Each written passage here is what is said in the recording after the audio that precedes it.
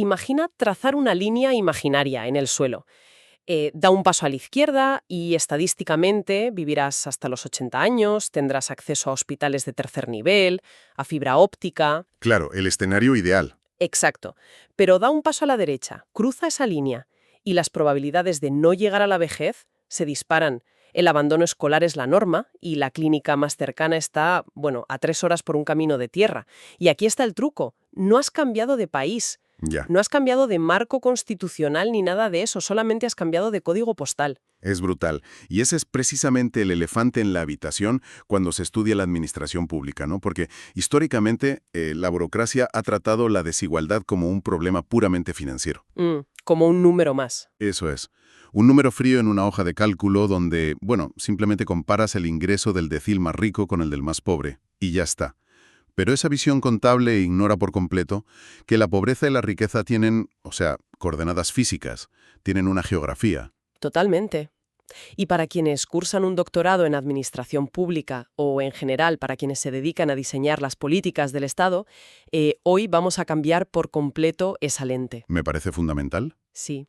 En esta inmersión documental vamos a explorar cómo el territorio, la geografía pura y dura, no es un simple escenario inerte donde la gente vive, sino que es un eje estructurante, o sea, un eje que dicta las oportunidades desde el mismísimo momento del nacimiento. Y hay muchísima tela que cortar ahí. Muchísima.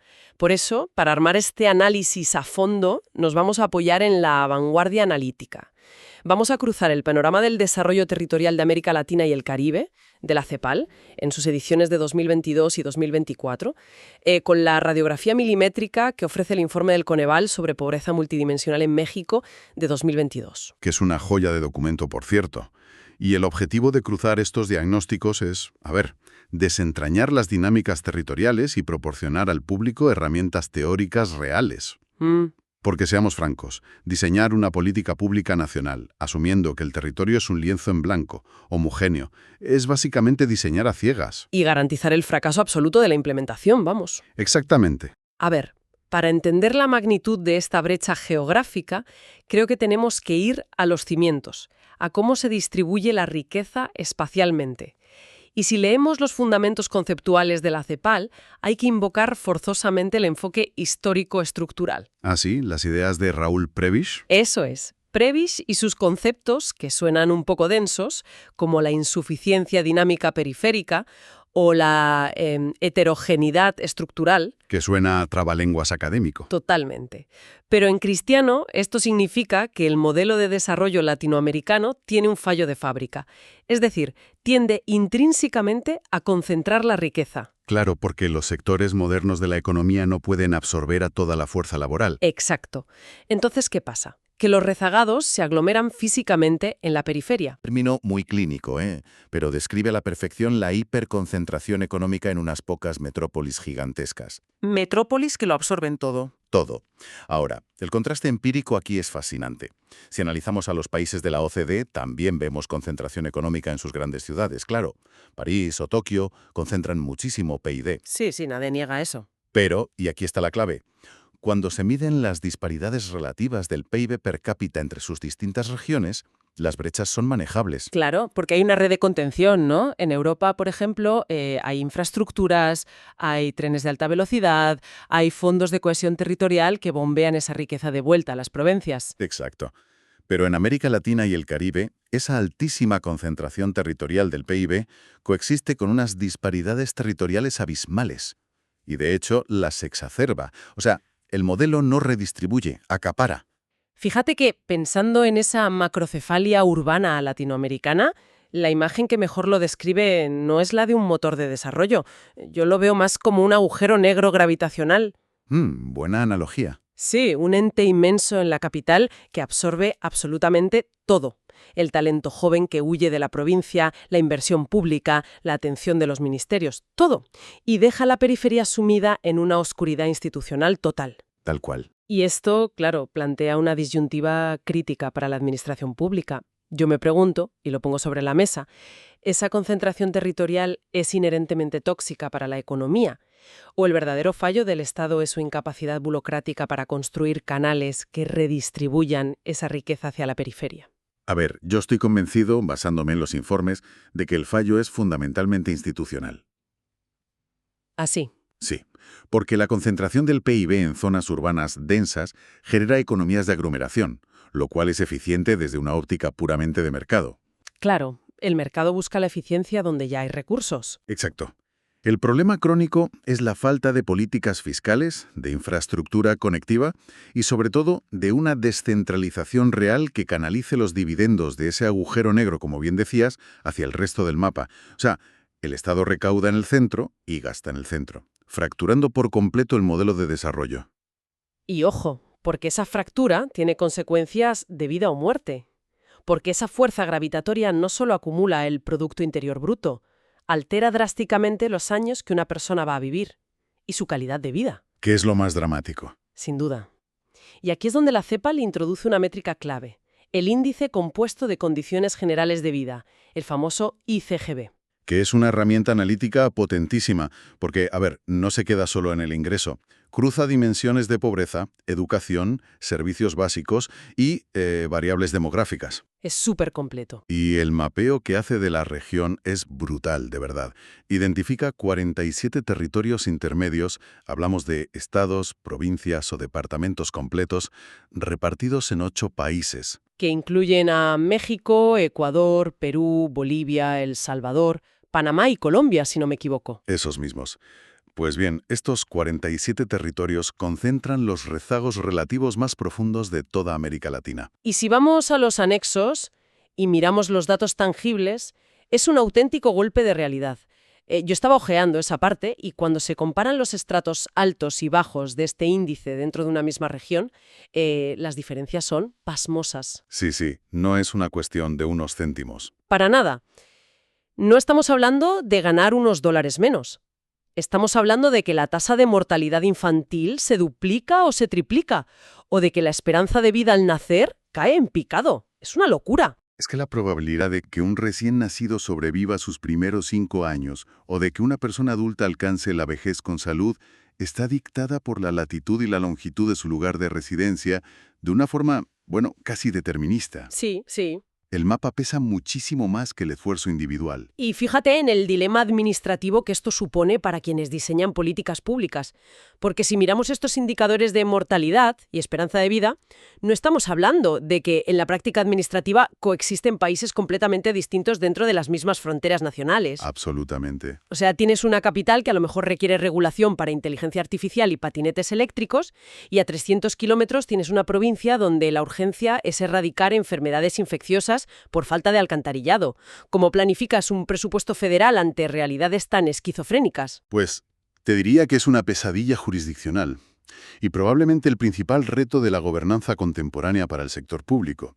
Asumir que el país es un bloque homogéneo es, digamos, el pecado original del diseño de políticas. El pecado original, totalmente. Esta coexistencia de realidades exige un nivel de sofisticación burocrática, de focalización territorial y de flexibilidad presupuestaria que el modelo jerárquico tradicional de los ministerios simplemente no posee. Claro, no están preparados. Las burocracias centrales están diseñadas para estandarizar, no para territorializar. Y para bajar todo esto a la cotidianidad, a pie de calle, y ver cómo destruye la cohesión social, tenemos una radiografía perfecta que es la medición del Coneval de 2022 en México. Funciona como, no sé, como un escáner de altísima resolución de estas dinámicas. Desde luego. El nivel de detalle del Coneval a nivel de entidad federativa saca a la luz unas carencias estructurales que están, por así decirlo, fosilizadas en el mapa. Destaca el abismo histórico entre los estados del sur, como Chiapas, Oaxaca y Guerrero, frente a otras zonas del centro y norte del país. En el sur, el rezago educativo y la falta de acceso a servicios de salud no son problemas coyunturales, son la identidad cotidiana del territorio. Sí, es su día a día. Y además, el informe hace un énfasis muy particular en una variable que lo condiciona todo, que es la ruralidad. Ese es un temazo. Es que la brecha enorme entre el ámbito urbano, entendiendo por esto localidades de 2.500 habitantes en adelante, y el ámbito rural disperso es gigante. Los datos muestran que el rezago educativo y la falta de acceso a la seguridad social golpean a las zonas rurales de una manera totalmente desproporcionada. Y esto inevitablemente detona una crisis de cohesión social territorial. Porque el Coneval no solo mide qué te falta en términos materiales, mide cómo eso afecta al tejido comunitario. ¿A través de qué indicadores? Pues a través del coeficiente de Gini, la razón de ingreso y la percepción de las redes sociales de apoyo. Lo que vemos es que en estos territorios altamente marginados y rurales, la polarización es extrema. Y las redes de protección comunitaria están al límite del colapso pura y simplemente por la necesidad de supervivencia diaria. Ya, es que no dan abasto. Y esa ceguera espacial que comentabas antes en la política pública no es solo un error académico en un papel, es una máquina de quemar presupuesto público. Totalmente. O sea, yo lo veo así. Intentar aplicar una política pública nacional uniforme y estandarizada es como recetar exactamente el mismo medicamento para dos enfermedades completamente distintas. Qué buena comparación, sí. Es que intentas mitigar la pobreza urbana, que suele derivar, no sé, de la informalidad laboral o el alto coste de los alquileres, con las mismas reglas de operación que aplicas a la pobreza rural extrema. Donde el problema es otro. Claro, donde el problema principal es que no hay una carretera pavimentada para que llegue una ambulancia o un camión de suministros. Diseñar un subsidio desde un ministerio en la capital asumiendo que el beneficiario promedio es idéntico en una gran urbe que en una comunidad aislada en la sierra, condena al programa antes de que se firme el decreto. Ya nace muerto. Eso es. En la ciudad el reto puede ser pagar el transporte público, pero en la zona rural el reto es que la ruta de transporte simplemente no existe. Requiere un diagnóstico territorializado y mecanismos de entrega completamente diferentes. Pero a ver, espera, frenemos un segundo ahí. Porque esta desconexión rural-urbana, esta falta estructural de servicios básicos, no son solo estadísticas frías. Generan un descontento palpable que inevitablemente estalla. Vaya, sí estalla. Sí, y el informe de la CEPAL de 2024 aborda esto directamente introduciendo el concepto de las geografías del descontento o los lugares dejados atrás. Me encanta ese término. Es muy gráfico. Analizan cómo la conflictividad social en la región tiene una huella territorial innegable, que está dominada fuertemente por disputas socioambientales, industrias extractivas y la emergencia climática. Y documentan esfuerzos muy interesantes de resolución de esos estallidos.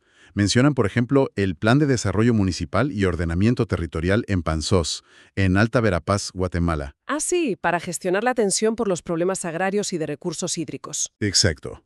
O también los diálogos de visiones compartidas en Tarija, en Bolivia, donde tuvieron que sentarse a negociar frente a la caída de la renta de los hidrocarburos. Ya, pero aquí quiero hacer de abogada del diablo. A ver, dispara. Si yo leo esos casos de Tarija o los conflictos mineros con una óptica puramente macroeconómica, te diría, oye, ¿acaso estos conflictos no son simplemente un síntoma de estancamiento económico generalizado más que un problema puramente territorial? Quiero decir, si hubiera empleo bien remunerado para todos, nadie bloquearía una carretera por una mina, ¿no? Bueno, ojo con eso, porque plantearlo así es caer en un reduccionismo tremendo. Y es un error que suele frustrar a los economistas más ortodoxos cuando llegan a la administración pública. ¿Por qué? Sí, claro. El estancamiento económico es el telón de fondo. Nadie lo niega. Pero el conflicto es indivisible de la tierra por tres vectores fundamentales: la competencia por los recursos físicos, el uso del suelo y la identidad local. La identidad. Claro. Una mina a cielo abierto, por millones de dólares en regalías y miles de empleos que genere, altera de forma irreversible la cuenca hídrica de la que ha dependido una comunidad agrícola durante siglos. Y modifica el paisaje. Modifica el paisaje que sostiene la identidad cultural de un pueblo originario. Por eso la CEPAL insiste tanto en esto. O sea que la tierra no es solo un activo financiero intercambiable, como si fueran acciones de bolsa. Es el hábitat. Exactamente, es el hábitat. No es un mero debate sobre cómo se reparte el pastel de la renta nacional. Es una disputa existencial sobre quién tiene la legitimidad para decidir el destino físico, ambiental y cultural de un pedazo específico de suelo. Ya veo. Por eso el conflicto es visceral y puramente territorial.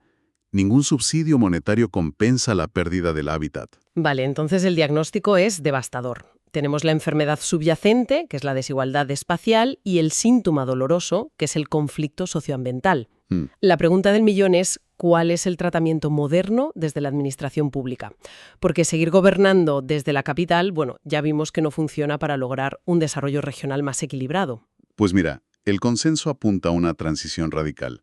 Hay que pasar de políticas jerárquicas impuestas de arriba hacia abajo a enfoques multinivel, multisectoriales y multiagentes. Vale. articular al gobierno central con las regiones, los municipios y todo eso. Exacto, con el sector privado y las propias comunidades también. Y para lograr esa articulación, que suena fantástica en la teoría, pero sabemos que es un dolor de cabeza en la práctica, la CEPAL propone un marco indispensable que son las capacidades TOP, T-O-P-P, técnicas, operativas, políticas y prospectivas. Que es un acrónimo muy útil, la verdad. Yo diría que es como la navaja suiza indispensable para cualquier perfil que aspire a un doctorado en administración pública o que quiera diseñar políticas serias. Y esto no es solo teoría, porque el informe cita experiencias institucionales recientes. Sí, analizan cosas muy concretas. Por ejemplo, el robusto sistema de regionalización de Costa Rica, impulsado por Mideplan. También la trayectoria de la Política Nacional de Desarrollo Regional en Brasil, la PNDR, y sus programas enfocados en ciudades intermedias. O el proceso de regionalización por ley en la República Dominicana. Y no olvidemos la creación del Consejo Nacional de Desarrollo Territorial en Chile. Sí, hay bastante movimiento en la región. Pero volvamos un momento a esa navaja suiza de las capacidades TOP, porque me parece vital desgranarlas para la audiencia. Venga. A ver, las capacidades técnicas creo que se entienden rápido. Saber usar sistemas de información geográfica, cruzar datos, hacer diagnósticos rigurosos, ¿no? Correcto. Y luego están las operativas, que son igualmente críticas y a menudo muy subestimadas. Sí, no se trata solo de firmar oficios o mandar correos. Es la ingeniería institucional necesaria para ejecutar presupuesto en un municipio remoto sin que los fondos se evaporen en pura burocracia. O adaptando los procesos de contratación, ¿no? Exactamente. A realidades locales donde quizá no hay grandes proveedores corporativos. Vale, pero aquí es donde me surge la gran duda. En la primera P, las capacidades políticas. Cuando un organismo internacional le exige a los administradores públicos a nivel territorial tener capacidades políticas, ¿a qué se refiere exactamente la CEPAL? ¿Es un eufemismo elegante para saber hacer lobby o apagar fuegos mediáticos o cuadrar a las élites locales? Entiendo por qué puede sonar a eso, a politiqueo barato, pero el enfoque es mucho más profundo. A ver, cuéntame. La CEPAL define esta capacidad política como la habilidad para gestionar el diálogo social. Es la destreza del administrador público para sentar en la misma sala al directivo de la empresa minera, al líder indígena y al representante sindical. Casi nada. Ya. Y conseguir que construyan coaliciones para el desarrollo local sin que la sala estalle por los aires. Implica también gestionar lo que llaman gobernanza experimental. ¿Y eso qué es? Pues tener el coraje de probar soluciones innovadoras a nivel local, asumir riesgos controlados y mediar en las tremendas asimetrías de poder que existen en el territorio. Como ves, es política con mayúsculas. Ya, no es solo salir en la foto. Y nos falta la última P, las capacidades prospectivas. Que es básicamente levantar la vista del corto plazo. Es la capacidad de construir escenarios a 20 o 30 años vista. Entender que el perfil demográfico o productivo de una región hoy no va a ser el mismo en 2 décadas. Y claro, planificar las infraestructuras hoy para el territorio del mañana. O sea, esto le otorga un peso monumental al rol del administrador público. Ya no es el burócrata gris sellando expedientes en un despacho de la capital. Se convierte en un arquitecto social, en un mediador en primera línea de fuego. Totalmente. Bueno, creo que hoy hemos trazado un recorrido muy denso, pero absolutamente necesario para quienes investigan en este campo. Hemos conectado los puntos desde la teoría más dura hasta el barro puro y duro de la implementación. Así es. Hemos recorrido el ciclo completo, arrancando con la visión teórica y desmontando la idea financiera de la desigualdad. Nos apoyamos en Previs para entender la concentración espacial, pusimos los datos sobre la mesa con la crudeza de la pobreza multidimensional en México y los territorios rezagados del ICGB. Sí. Entendimos el conflicto social y cerramos con las políticas territoriales y las capacidades TOP necesarias para intervenir. Queda clarísimo que para la administración pública diseñar políticas ignorando la geografía es caminar a ciegas. El territorio es el sustrato de la política pública. Si no conoces el suelo que pisas, da igual lo bonito que sea el modelo teórico, no se va a sostener. Pero fíjate, quiero dejar sobre la mesa un último pensamiento provocativo, una bola curva para que el público la reflexione por su cuenta. Venga, a ver. Llevamos todo este rato hablando de desarrollo regional, de capacidades institucionales y de cómo gestionar el mapa basándonos en un supuesto implícito. ¿Cuál? Que los mapas son fijos, que las jurisdicciones, los municipios y las líneas trazadas en la Tierra no se mueven. Ya sé por dónde vas. Y el cambio climático está a punto de dinamitar ese supuesto por completo. Exactamente. Si las proyecciones se cumplen, en las próximas décadas veremos migraciones masivas, poblaciones enteras desplazándose porque el aumento del nivel del mar inunda las costas o porque desastres naturales y sequías extremas alteran las zonas tradicionalmente cultivables. Convirtiéndolas en desierto, sí. Claro. Entonces, si el clima redibuja lo que es habitable y la gente se ve forzada a huir, ¿no quedarán obsoletos nuestros modelos estáticos de desarrollo territorial? Es el gran cisne negro, ¿eh? Estamos planificando inversiones a 50 años vista sobre una geografía física que se está alterando en tiempo real. Ahí está el reto para el futuro. ¿Cómo diseña la administración pública planes de desarrollo a largo plazo para un territorio cuyas propias fronteras habitables se están moviendo literalmente bajo nuestros pies? Es una pregunta tremenda. Es un rompecabezas monumental. Y dejamos ese interrogante resonando para la reflexión individual de la audiencia. Muchísimas gracias a quienes nos han acompañado hoy en este análisis a fondo. Ha sido un placer. Hasta la próxima.